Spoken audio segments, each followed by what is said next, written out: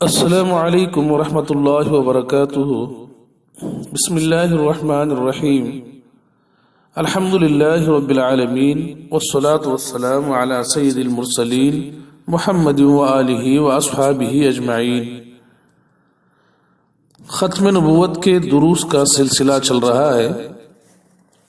آج آپ حضرات کے سامنے یہ مضمون پیش کرنا ہے کہ قادیانی کو اپنی لمبی مہلت سے بڑا دھوکہ ہوا ہے۔ دعوے نبوت کے بعد بطور استدراج کے اللہ تعالیٰ نے لمبی ایک مہلت تک اسے زندہ رکھا، اس سے اسے بڑا دھوکہ ہوا ہے۔ وہ کہتا ہے کہ میرے سچا ہونے کی یہ دلیل ہے کہ میں اتنے سال تک زندہ رہا۔ چنانچہ قادیانی کہتا ہے کہ میں نے 23 سال یا اس سے بھی زیادہ وقت گزارا، مجھ پر عذاب نہیں آیا، یہ میرے سچا ہونے کی دلیل ہے۔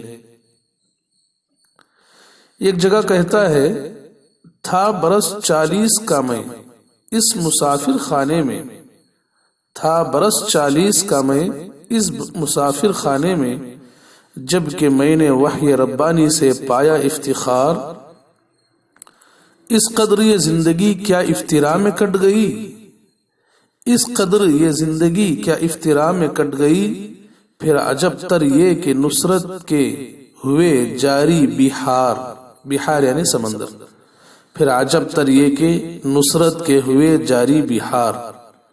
یہ اس کے 2 شعر ہیں، جس کا اپنا کہنا ہے کہ 40 برس کا میں اس مسافر خانے میں تھا، وحی ربانی سے مجھے فخر ہوا، حاصل ہوا، اس قدر یہ زندگی میری کیا جھوٹ ہو سکتی ہے۔ پھر اس سے بھی تعجب کی بات یہ ہے کہ اللہ تعالیٰ نے نصرت کے سمندر مجھ پر بہا دیے۔ واہ جی واہ۔ براہین احمدیہ جلد نمبر 5، در روحانی خزائن جلد نمبر 21، صفحہ نمبر 135۔ پھر دوسری جگہ لکھتا ہے افتراء کی ایسی دم لمبی نہیں ہوتی کبھی، ہو جو مثل مدت فخر الرسل فخر الخیار۔ براہین احمدیہ در روحانی خزائن جلد نمبر 21، صفحہ نمبر 5، بلکہ جلد نمبر 21، صفحہ نمبر 143۔ تو اس کا اپنا کہنا ہے شعر میں کہ جھوٹ کی ایسی لمبی مدت نہیں ہوتی، یعنی اگر میں جھوٹ بولتا ہوتا اپنی نبوت کے بارے میں تو میں اتنی لمبی مدت تک زندہ نہیں رہتا۔ ایک جگہ وہ کہتا ہے کہ میں غریب تھا، مجھے پیسہ مل گیا، میں گمنام تھا، مجھے کوئی پوچھتا نہ تھا، اب ہر طرف میری شہرت ہے، میرے ماننے والے ہیں، میں کامیاب ہوں، جھوٹا نہیں۔ از براہین احمدیہ در روحانی خزائن جلد نمبر 21، صفحہ نمبر 142۔ تو یہ چند باتیں تھیں، آپ ذہن میں رکھیں۔ اس کے بعد چند باتیں جواب کے طور پر ہمیشہ کے لیے یاد رکھیں، ہر جگہ یہ چیزیں کام آ سکتی ہیں۔ سب سے پہلی بات تو یہ ہے کہ قادیانی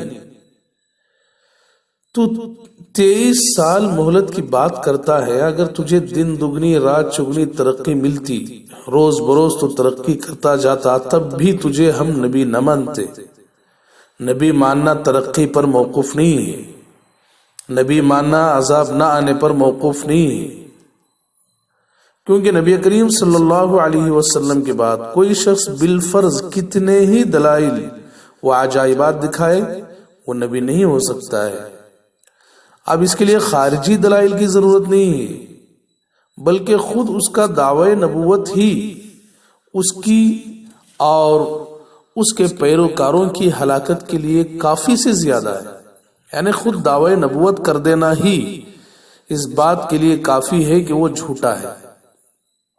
ہمیں اس بارے میں کوئی شبہ نہیں، یوں کہو گویا ہم بغیر دلیل کے اس پر ایمان رکھتے ہیں۔ تیرا نبوت کا دعویٰ کرنا یہ خود دلیل ہے اس بات پر کہ تو جھوٹا ہے۔ دوسری بات، قادیانیوں نے 23 سال کی مدت کہاں سے نکال لی؟ کہا جاتا ہے کہ انہوں نے 23 سال کی مدت سورہ حاقہ سے نکالی۔ سورہ حاقہ کی آیت ہے وَلَوْ تَقَوَّلَ عَلَيْنَا بَعْضَ الْأَقَاوِيلِ لأخذنا منہ بالیمین ثم لقطعنا منہ الوتین، کہ اگر یہ جھوٹا الہام بنا کر میری طرف منسوب کرتا اور کہتا کہ یہ الہام مجھے خدا کی طرف سے ہوا ہے، تو ہم اس کا دایاں ہاتھ پکڑ کر اس کی شاہ رگ جو ہے وہ کاٹ دیتے۔ یہ نبی علیہ الصلوۃ والسلام پر اترنے والی آیت ہے۔ اس سے ان کا استدلال ہے کہ دیکھو اللہ تعالیٰ یہاں فرما رہے ہیں کہ اگر یہ جھوٹی بات ہمارے سلسلے میں کہتا تو ہم اس پر کبھی کا عذاب نازل کر دیتے۔ اب جب عذاب نازل نہیں ہوا ہے تو یہ اس بات کی علامت ہے کہ یہ جھوٹا نہیں ہے۔ یہ ان کا استدلال ہے۔ ہم پوچھتے ہیں کہ سورہ حاقہ میں 23 سال کی بات کہاں پائی جا رہی ہے؟ 23 سال کے مطلب کی طرف اشارہ تک نہیں، کیونکہ یہ سورہ مکہ مکرمہ میں نازل ہوا، سورۃ الملک کے بعد، سأل سائل بعذاب سے پہلے، اور اس وقت تک آپ کو نبوت ملے 23 سال تو نہیں گزرے تھے، تو پھر 23 سال کی مدت آپ نے کہاں سے نکال لی؟ تو یہ بہت جھوٹی بات ہو گئی کہ 23 سال کی مدت اس میں معلوم ہو رہی ہے۔ تیسری بات، آیت کریمات نبی علیہ الصلوۃ والسلام کے بارے میں ہے۔ یہاں یہ تو نہیں کہا گیا کہ آپ کے بعد جو مدعی ہو نبوت کا اس کے بارے میں 23 سال تک انتظار کیا جائے گا۔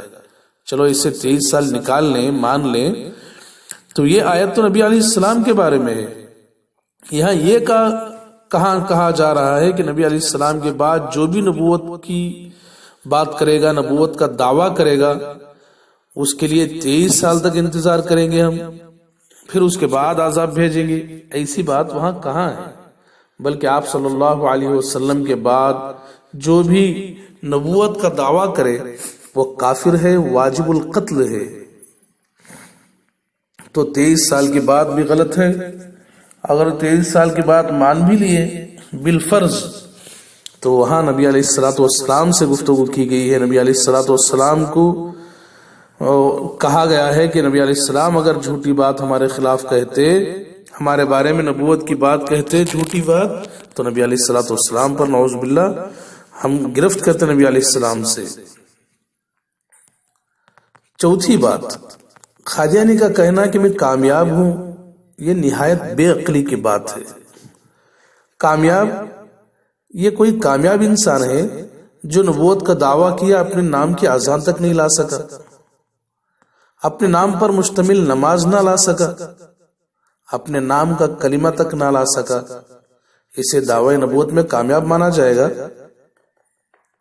پانچویں بات، ایمان کے بعد دنیا کی سب سے بڑی نعمت عافیت ہے۔ ترمذی شریف کی روایت ہے حضرت صدیق اکبر رضی اللہ عنہ سے کہ رسول اللہ صلی اللہ علیہ وسلم نے ارشاد فرمایا، سلوا العفو والعافیہ فإن أحدا لم يعطى بعد اليقين خيرا من العافية. سلوا العفو والعافية فإن أحدا لم يعطى بعد اليقين خيرا من العافية. یعنی اللہ تعالیٰ سے معافی اور عافیت مانگو، اس لیے کہ ایمان کے بعد کسی کو عافیت سے بہتر کوئی نعمت نہیں ملی۔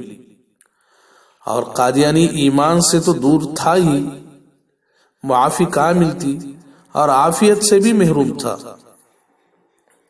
کہ اسے اتنی بیماریاں تھیں جتنی بیماریاں 1 درجن آدمیوں کو ہو سکتی ہیں۔ 1 درجن آدمیوں میں جتنی بیماریاں ہو سکتی ہیں اتنی بیماریاں تنہا اس ایک آدمی کے اندر تھیں، تو کیا یہ عافیت ہے؟ سر درد، کثرت بول تو دعوی مسیحت سے پہلے ہی لگ چکی تھی۔ یہ بیماریاں اس کے لیے عبرت تھیں، مگر اس کے دل پر ایسی مہر لگی کہ الٹا ان بیماریوں کو مسیحیت کی دلیل سمجھ بیٹھا، حالانکہ یہ اس کے جھوٹے دعووں اور مالی غبن کی سزا تھی۔ اللہ تعالیٰ جس کو گمراہ کر دے اسے کون راہ دکھا سکتا ہے؟ وَمَن يُضْلِلْ فَلَا هَادِيَ لَهُ وَمَن يُهِنِ اللَّهُ فَمَا لَهُ مِن مُكْرِمٍ۔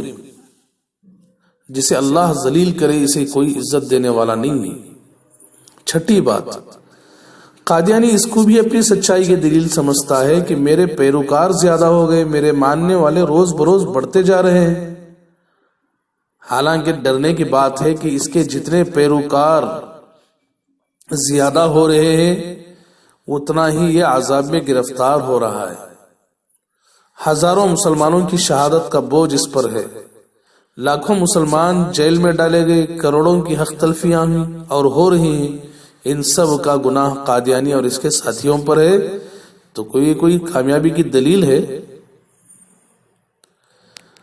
بس قادیانیوں کو دھوکہ ہو چکا ہے کہ اللہ تعالیٰ نے اسے مہلت دی ہے، تو مہلت دینا یہ اس کے سچا ہونے کی دلیل ہے۔ یہ سچا ہونے کی دلیل نہیں ہے، بلکہ اللہ تعالیٰ کی مہلت ہے۔ یہ پکا جھوٹا ہے۔ اسے اگر روز بروز ترقی ملتی تب بھی ہم اسے نبی ماننے کے لیے تیار نہ ہوتے، اس لیے کہ نبوت کا دروازہ بند ہو چکا ہے۔ قادیانی کو کافر کہنے والے مرزائیوں کے اعتقاد کے مطابق اللہ کے سچے نبی کو جھٹلا کر اللہ پر افترا کر رہے ہیں۔ بتائیے کیا ان کی سلامتی قادیانی کے کذب کی دلیل نہیں ہے؟ سمجھنے کی بات ہے۔ اللہ تعالیٰ سے دعا ہے کہ اللہ تعالیٰ ہمیں قادیانی کی دھوکے بازیوں سے بچنے کی توفیق نصیب فرمائے اور افترا پردازیوں سے دور رکھے۔ آمین۔ وآخر دعوانا ان الحمد للہ رب العالمین۔